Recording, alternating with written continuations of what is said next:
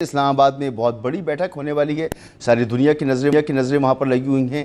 معزز وفود پہنچ چکے ہیں. امریکہ اور ایران کے میڈیشن کے لیے پاکستان نے میز سجائی ہوئی ہے اور دنیا کے امن پسند تمام ہی اسلام آباد کی جانب دیکھ رہے ہیں. یہ مذاکرات بہت نازک مرحلوں پر ہو رہے ہیں جب ڈونلڈ ٹرمپ نے ایک بہت ہی خطرناک قسم کی دھمکی ایران کو دی تھی اور ایران نے اس کے جواب میں مقابلہ کرنے کا عندیہ دیا تھا اور معاملہ وہاں پہنچ گیا تھا کہ اگر یہ جنگ مزید بڑھتی تو پھر یہ خطے کی صرف جنگ نہ رہتی. خدشہ یہ تھا کہ یہ دنیا میں پھیل جاتی یہ جنگ اور اس کو روکنے کے لیے پھر پاکستان نے اپنا کردار ادا کیا. طویل کوشش تھی پاکستان کی, ہن تک محنتیں تھیں فیلڈ مارشل عاصم منیر کی, جناب وزیر اعظم شہباز شریف کی, اسحاق ڈار صاحب کی اور پاکستان کی تمام ہی ملٹری اور سول بیوروکریسی اس میں انوالو رہی, ہمارے سفارتکار انوالو رہے اور الحمدللہ وہ لمحہ آ گیا کہ اب مذاکرات ہونے جا رہے ہیں. یہ مذاکرات کس طرح سے آگے بڑھیں گے, کون کون سے چیلنجز سامنے ہوں گے, کن پوائنٹس پر بات چیت آسانی سے ہو سکے گی, کون سے پوائنٹس ایسے ہیں جہاں پر مذاکرات میں تعطل آ سکتا ہے یا فریقین کو اسے قبول کرنے میں مسائل ہو سکتے ہیں, ان سب چیزوں کو اپنے مہمانوں کے سامنے رکھیں گے. ہمارے ساتھ موجود ہیں ایئر مارشل ریٹائرڈ سعید محمد خان صاحب, دفاعی تجزیہ کار ہیں آپ سر. سعید صاحب بہت شکریہ آپ کا. اور جمیل احمد خان صاحب سابق سفارتکار, آپ سب سنتے رہتے ہیں جمیل صاحب کو بھی. سر جمیل صاحب آپ کا بھی بہت بہت شکریہ. جمیل احمد خان صاحب, وفود تشریف لے آئے, ہمارا پڑوسی تو پروپیگنڈا کر رہا تھا کہ شاید جے ڈی وینس جو ہیں اپنا جہاز وہ درمیان سے ہی واپس گھما کے ذمہ دارانہ قسم کے تبصرے تجزیے پاکستان کے میں ہونے والی جو ٹاکس ہیں ان پر وہ ممالک جو نہیں چاہتے کہ امن قائم ہو وہ اس طرح کے تجزیات کر رہے ہیں. آپ کو کیا لگتا ہے, بہت نازک مرحلہ ہے, ایک مذاکرات امریکہ میں بھی شروع ہو رہے ہیں جو لبنان اور اسرائیل کے درمیان ہیں, یہ دونوں ایک دوسرے سے انٹر کنیکٹڈ ہیں. آپ کو کیا لگتا ہے اس وقت کن احتیاطوں کی ضرورت ہے؟ جی ہاں, آپ کو اس خصوصی پروگرام کرنے پر مبارکباد, کیونکہ آج بڑا خصوصی دن ہے پاکستان میں اور یہ خصوصی دن تاریخی دن بھی ہے, یہ دن ایک انمول دن بھی ہے. اور پاکستان میں ہم نے بہت دنوں سے یہ دید ترس گئے تھے ہمارے کہ کوئی اتنی اچھی خبر ہو, کوئی اتنا اچھا مارکہ ہو پاکستان کا کہ پاکستان پوری دنیا میں چمک اٹھے, پاکستان پوری دنیا کے الیکٹرانک میڈیا کے اسکرینوں کی زینت بن جائے, پاکستان پوری دنیا کے پرنٹ میڈیا کے اخباروں کے فرنٹ پیج کی زینت بن جائے. پہلے تو ہمارے کچھ اور خبریں آتی تھیں اور آج جو خبریں آ رہی ہیں اس کے نتیجے میں جو ہماری قد کاٹھ بڑھا ہے, جو ہماری عزت و ناموس و وقار بڑھی ہے.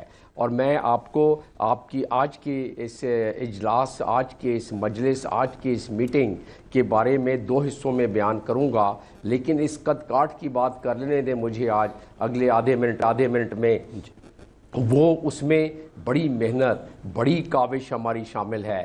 آپ اندازہ کریں کہ پاکستان نے اپنی سمت کو صحیح کیا جب ملٹری ڈپلومیسی اور ٹریڈیشنل ڈپلومیسی کا سنگم بنا, اور جب محنت, کوشش, کاوش فیلڈ مارشل سید عاصم منیر کی اس میں شامل ہوئی ٹریڈیشنل ڈپلومیسی میں, تو اس کے بعد جو اس کا رزلٹ آیا, جس کے سبب آج کا دن آیا, جس میں کہ آپ خود بیان کر رہے تھے کہ پڑوسی ملک اس کے دل پہ, اس کے سینے پر تو جیسے سمجھے کہ مونگ ڈل دیے گئے, اور پڑوسی ملک میں کس طرح کا پروپیگنڈا, وہاں کے اینکرز اچھل کے اپنی کرسیوں سے اپنے غصے کا اظہار اور اپنے جذبات کا اظہار کر رہے تھے. تو آج ہمیں یہ دن نصیب ہوا ہے کہ وہ بات جو آپ نے کی وہی اس کا محور ہے کہ پوری دنیا سہم گئی تھی, پوری دنیا ڈر گئی تھی, پوری دنیا کا سانس رک گیا تھا کہ جنگ عظیم دوئم کے بعد پہلی دفعہ بات آئی کہ تہذیب کو ختم کر دیا جائے گا. پہلی دفعہ ایک خطرہ امنڈ آیا کہ شاید پہلی دفعہ اس ہتھیار کا استعمال ہو جو کسی تہذیب کو ختم کر دے, اور اس ہتھیار کے مضمرات سے باؤنڈری کے درمیان نہیں رہتے ہیں, وہ پورے دنیا میں بکھر جاتے ہیں. اس پہ سائنٹیفک ماڈلنگ ہوئی ہے جو امریکہ میں ہی ہوئی ہے, جو کہ کولیراڈو یونیورسٹی کے 3 پروفیسرز ہیں, جس میں برائن ٹون سب سے بڑے پروفیسر ہیں جنہوں نے اس کے مضمرات بتائے ہوئے ہیں. آگے چل کے آپ کہیں گے تو میں اس کو ایکسپینڈ کر دوں گا آپ کے ناظرین کے یہ ذرا لیے. فرمائیں نا کہ لیکن اس وقت اتنا ہی. اب بیٹھ رہے ہیں بیٹھک کے لیے، آپ کو کیا لگتا ہے کہ سب سے پہلے جو زیر بحث موضوع ہوگا، مدعا ہوگا، وہ کیا ہوگا؟ جی، پہلے سب سے زیر بحث ہمیشہ میڈییٹرز کی جو بیچ میں جو ملک یا جو شخصیت یا جو ایسے معاملات کو میں بیچ میں پڑھ کے اس کو رفع دفع کرانا چاہتا ہے، اس پہ کوئی ایگریمنٹ کرانا چاہتا ہے، وہ پاکستان ہے. اور پاکستان کی مرضی، اور کوئی بھی میڈییٹر ہوتا اس میں اس کی مرضی اور منشا وہ ہوتی کہ پہلے ان پوائنٹ سے، میں بھی بہت سارے نیگوسیشن میں نے شامل رہا ہوں. میں جب یونائٹڈ نیشنز میں تعیناتی تھی اس وقت بھی نیگوسیشن میں شامل رہا. تو ہماری حد الوسع کوشش ہوتی تھی کہ دو فرقین جو کہ متحارب فرقین ہیں ان کے درمیان جب بیٹھیں تو پہلے وہ باتیں کریں جس سے کہ ایگریمنٹ ہونے کے زیادہ چانسز ہوں. 15 پوائنٹ امریکہ کے طرف سے، 10 پوائنٹ ایران کے طرف سے.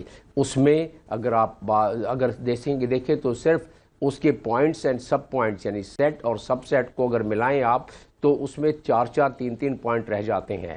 تو اس میں سے پہلے زیادہ تر پوائنٹس ڈویبل ہیں جس پہ تقریباً ایگریمنٹ دونوں طرف کے بیانات سے نظر آتے ہیں کہ وہ ایگری کرتے ہیں. اور اس پہ میں آ رہا ہوں، آپ کو چند سیکنڈ میں بتا دیتا ہوں. لیکن جو کنٹینشیس پوائنٹ ہے وہ ہے کہ میری نظر میں کہ جو میزائلز کو تلف کرنا، میزائل کی رینج کو ختم کرنا، کم کرنا، اس پہ ایران نے پہلے بھی کہا تھا اور اب بھی نہیں آئے گا.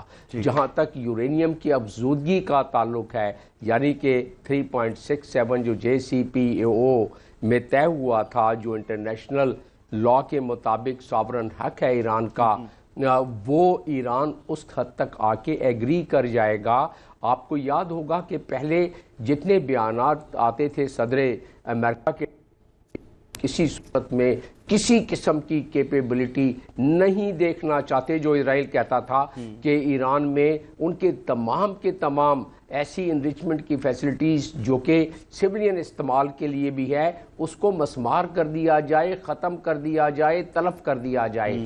اس سے پھر آپ نے دیکھا کہ پچھلے 1-1.5 ہفتے سے صرف ایک ہی بات کی جا رہی ہے کہ ایران جوہری ہتھیار نہیں بنائے گا، جو کہ ایران نہیں بنائے گا، ان کا فتویٰ ہے. تو یہ تو تقریباً معلوم ہوتا ہے کہ اس پہ ایگریمنٹ ہمارا اسی پوائنٹ پر اگلے پوائنٹ پر میں دوبارہ آپ کے پاس آتا ہوں.